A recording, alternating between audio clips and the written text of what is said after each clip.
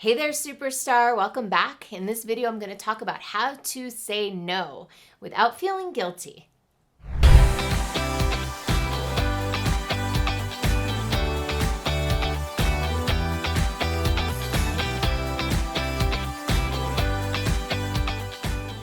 If you're watching this video, I am guessing it's because you find yourself saying yes when you really mean no, and perhaps even becoming overwhelmed, exhausted, or even resentful of the people that you're saying yes to. If it sounds like I know what I'm talking about and what you're feeling, then it's because I do.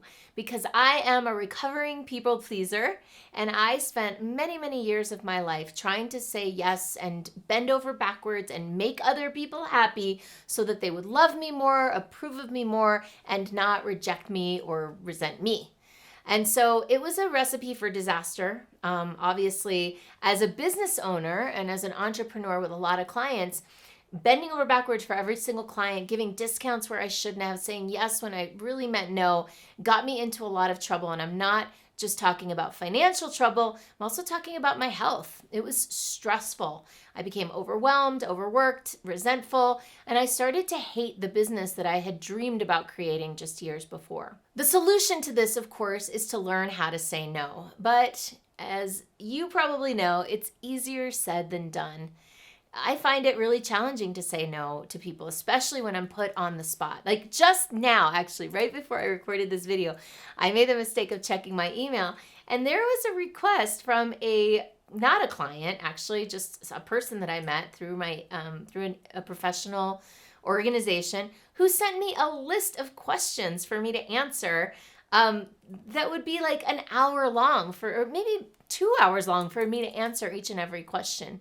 And I found myself being like, oh, when am I going to do this? How am I going to find the time? And of course, luckily, I get to create this video for you. And remember that just because she asked me for it doesn't mean I have to say yes to it.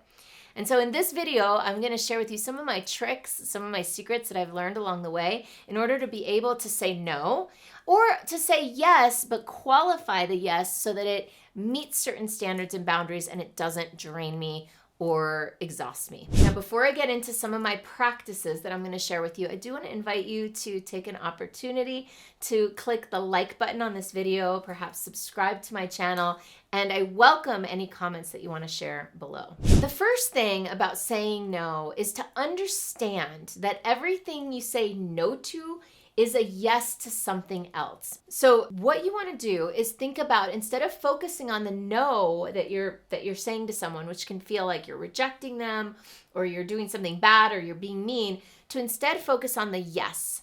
And when you're clear about the yes, what you are focused on, what you do need to do, what you are clear about, then you can use that in your no. So you can say to somebody, for example, no, I'm sorry, I can't do that thing because I'm doing this other thing. Or I wish I could focus on that with you, but right now I'm focused on this thing. Or you don't have to do that. Nobody said that just because somebody asked you to do something that you have to explain anything at all. As my mother likes to remind me, no is a complete sentence. So step one is to know what you are saying yes to make it easy to say no to something else. The second trick that one of my mentors gave me many years ago, Jody Johnson, action coach in Miami, was to practice saying no.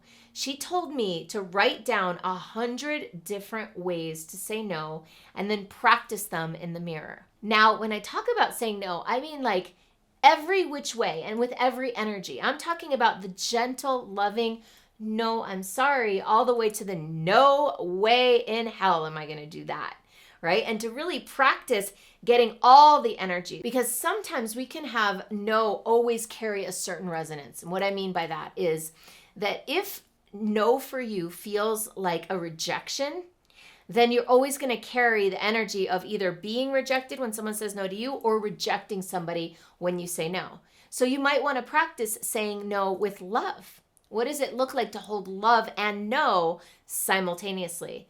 Come up with 5 or 10 phrases to practice that. No, thank you, right? Practice that in the mirror. That was an exercise I did with one of my other mentors, Nani Leah Diamond. We practiced different versions of no, one of which was what she called the rose petals no. No, thank you. How do you say no with love? No, thank you. I use that all the time now with telemarketers. No, thank you. Bye. That's it. And so how can you hold no and love simultaneously? It can be challenging for some of us. And for others of us, we can have a really hard time with holding a strong no boundary, like no, right? And so practicing wherever, especially you're uncomfortable in your no's, and coming up with the language of the no. I'm sorry, but I wish I could, and, right? What are some ways that you can couch your no and make it feel good, and then practice it? Another trick is to just say yes, but. Meaning, like, you can say yes, but put a parameter in place that would make it okay for you. So for example, with this person that wrote me the email, the truth is I do want to help my colleagues. I love to support the people in my professional organization. I really do. And so I don't want to say no to her, but I also don't want to spend 2 hours or 3 hours crafting an email. But what I can do is say, hey, look, I'm not going to put this all together in an email. It's going to take me a really long time, but here's a link to my calendar. You can book a 20-minute call and I'll make it through as many of those questions as I can. And that for me is a lot more energy rich. 20 minutes on Zoom or on the phone is really easy for me, whereas writing a whole long set of answers is not. So that's a way that I can say yes, but also honor at the same time my needs and my desires and what's energy rich for me. And then one of my absolute favorite tricks is to buy time. And I find myself needing to do this a lot because what I'll do is I'll either immediately go to yes and the people-pleasing side, or I might immediately go to no, and it's awkward. It doesn't feel right. It's like, ugh. So what I like to do too is say, you know what? Thank you for this request. I appreciate that you thought of me, and I'm going to need 24 hours to get back to you, or whatever amount of time that's appropriate for the thing in question. When you buy time for two reasons, in my opinion. You can buy time in order to figure out what your answer is. Maybe it is a yes. Maybe it's something you want to do. Maybe there's a benefit in it for you of saying yes. You know, maybe if you reframed it and you got neutral, you might find, oh, this is really a great opportunity actually. But because you're kind of stressed out and overworked, you might be like, no, I can't do it. So if you give yourself time, you might actually find that there's a yes in there for you, or there's a no. So either way, you get clear about what it is. And then the other thing about buying time is it gives you the language for your no. It gives you the time to come up with a good excuse and to be able to phrase it and stand in it with power instead of being kind of wishy-washy about it. Because sometimes if somebody puts you on the spot and you're like, no, but then they kind of ask for something else, you'll be like, okay, I'll do that. And finally, another thing that I highly recommend is to get really clear about your calendar. My whole life changed when I started really living by my calendar, when I started to operate from the perspective that if it's not in my calendar, it's not going to get done.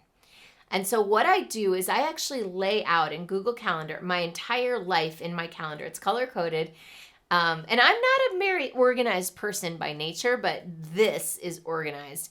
And in my calendar, I've got everything from client meetings, internal meetings, what sales calls, whatever I'm doing is in my calendar, as well as everything I want to do.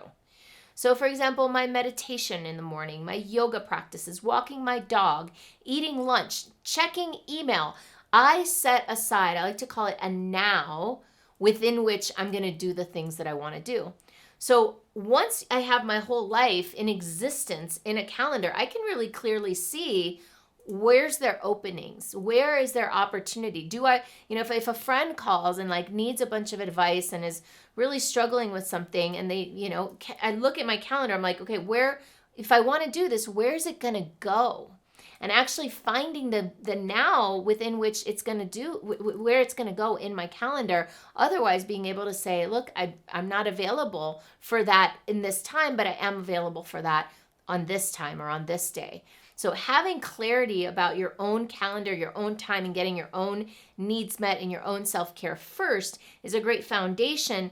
And then from that place, it's a lot easier to know, all right, yes, I can say yes to this, or I really can't take that on right now. I hope this was helpful for you. And if you're looking for a guide, a coach, a mentor, someone to help you implement this into your business, help you grow your business in a way that's more joyful, more prosperous, more energy rich, Let's connect. You can find out about my programs and services at superstaractivator.com/go.